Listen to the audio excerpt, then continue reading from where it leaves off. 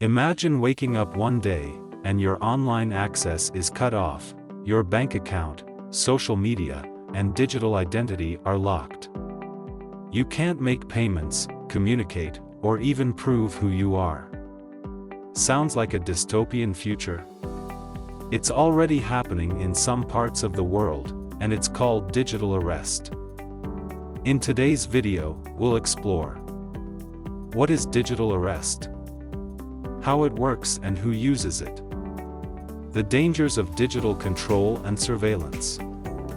And finally, how you can protect your digital freedom. Stay tuned, because this could affect anyone in a digitally connected world. So, what exactly is digital arrest? Simply put, it's the restriction or suspension of someone's digital rights and access, often enforced by governments or institutions. Instead of arresting you physically, they arrest your digital life. Access denied, bank account blocked. Social media account suspended. Digital ID invalid. Think of it this way: we live in a world where everything is digital: banking, communication, even identification. By cutting off your access to these, authorities can restrict your movements, finances, and voice.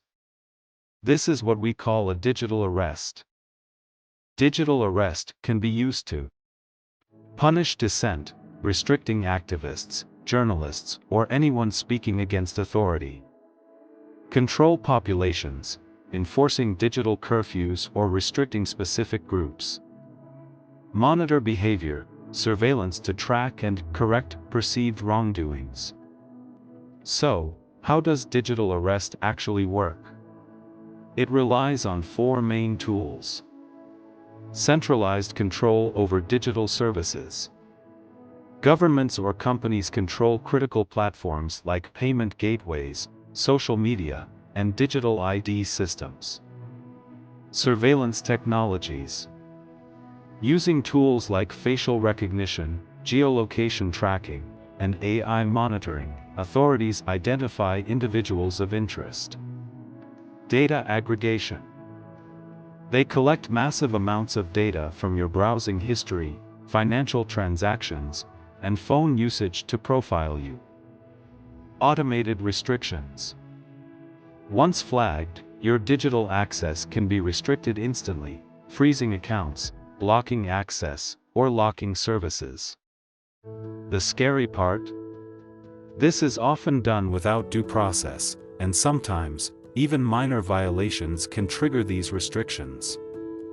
Let's look at some real-world examples where digital arrest has been used. Protest movements.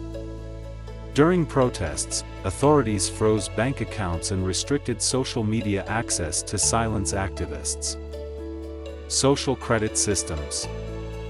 In some countries, a social credit score monitors citizens' behaviors. Low scores result in restrictions, like travel bans or locked services. Corporate punishments. Companies are now suspending accounts or restricting access for violating terms of service, often without clear explanations. These cases show how easily your digital rights can be stripped away, leaving you isolated in a digital world. So, why should you care about digital arrest? Because it threatens three fundamental rights. Freedom of expression. If your accounts are suspended for speaking up, it silences voices and limits open discussion. Privacy. Surveillance tools needed for digital arrest invade your privacy, tracking your every move. Financial and digital independence. Locking access to banks or services can ruin livelihoods, especially in a digital economy. So, how can you protect yourself from digital arrest? Here are 5 practical tips. Use decentralized platforms. Switch to tools that don't rely on central authority, like decentralized messaging apps and crypto wallets. Strengthen privacy. Use VPNs, encryption tools, and privacy-focused browsers to reduce tracking. Diversify digital dependencies. Don't rely on a single platform for finances or communication.